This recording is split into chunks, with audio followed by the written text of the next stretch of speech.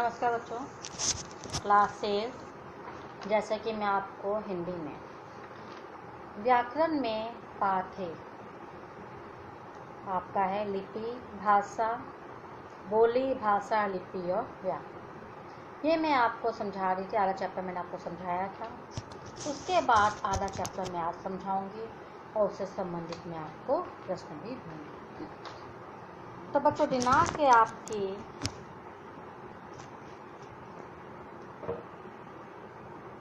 18/5/2021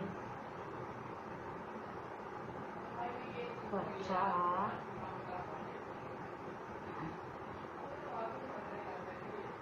विषय है आपका हिंदी।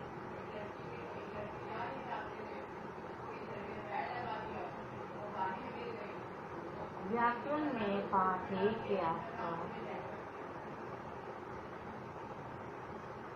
भाषा, बोली,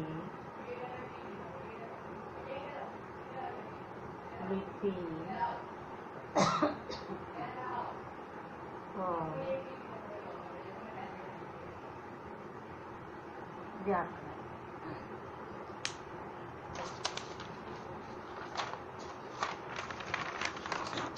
यानी कि आपका पाठ 1 है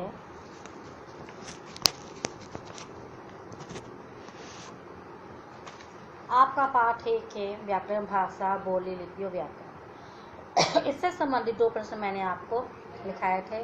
भाषा के कितने रूप होते हैं, लिखित और मौखिक भाषा में अंतर स्पष्ट कीजिए। इससे जैसे मैंने आपको बताया, भाषा वह समर्थ साधन है जिसके द्वारा मनुष्य अपने विचारों को और अपने भावों को लिखकर और बोलकर दूसरों के सामने प्रकट करता है। उसे हम लोग भाषा कहते हैं। भाषा के 2 रूप होते हैं, मौखिक और लिखित। मौखिक भाषा में व्यक्ति अपने भावों और विचारों को बोलकर प्रकट करता है, उसे मौखिक भाषा कहते हैं।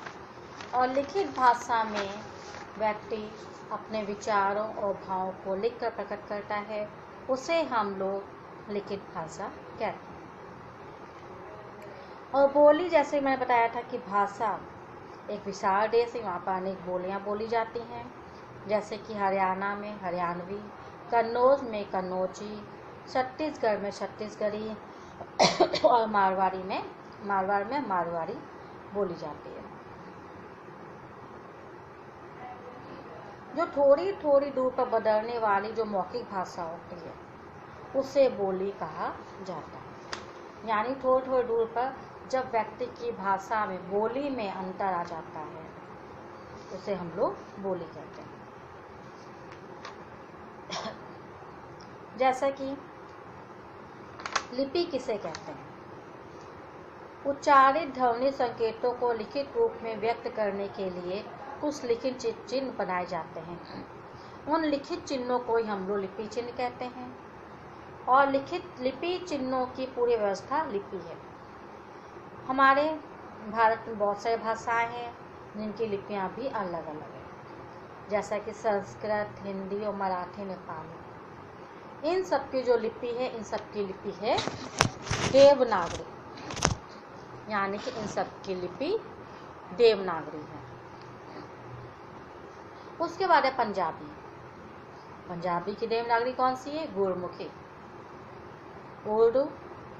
उर्दू की देवनागरी है फारसी। अंग्रेजी की देवनागरी है आपकी रोमन। अंग्रेजी, फ्रेंच, जर्मन जो भी है, इनकी सबकी रोमन है। जापान की जापानी है। अरब की अरबी है लिपि। और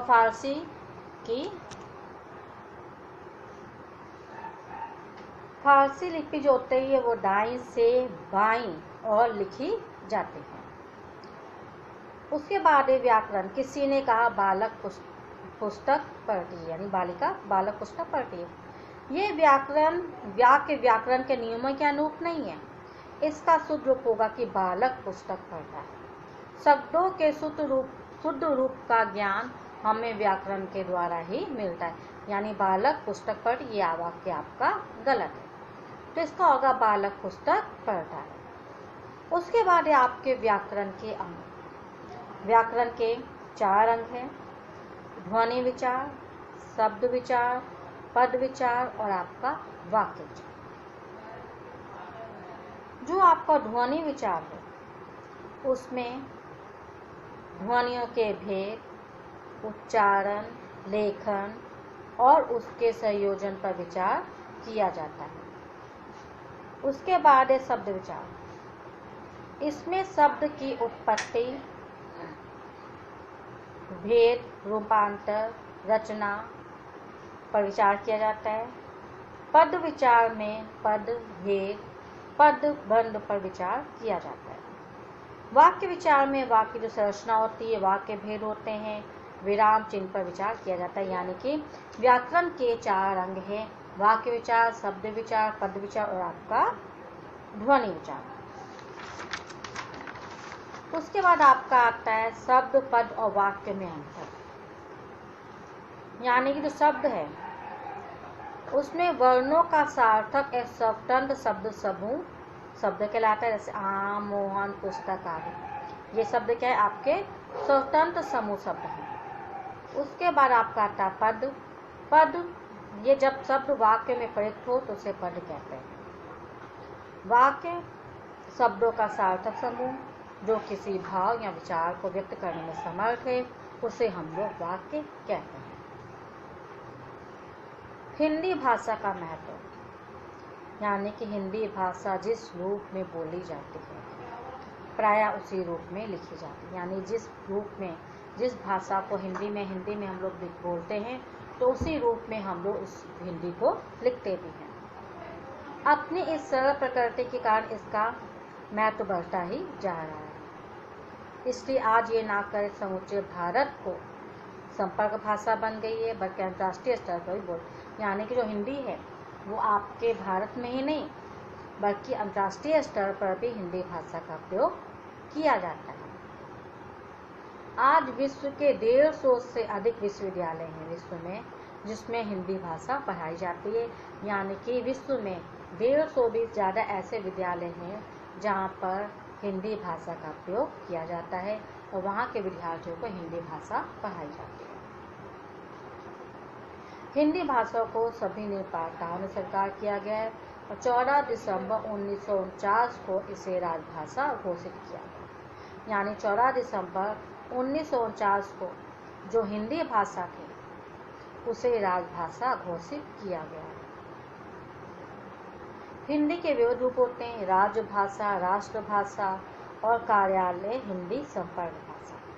3 रूप हैं हिंदी के: राजभाषा, राष्ट्रभाषा और आपकी संपर्क भाषा। राजभाषा किसी भी देश के राज्य कार्य में ही जिस भाषा का प्रयोग किया जाता है वह राजभाषा कहलाती है। यानी कि हमारे देश में हिंदी को राजभाषा माना गया है क्योंकि देश में जितने भी कार्य होते हैं वो हिंदी भाषा में ही होते हैं।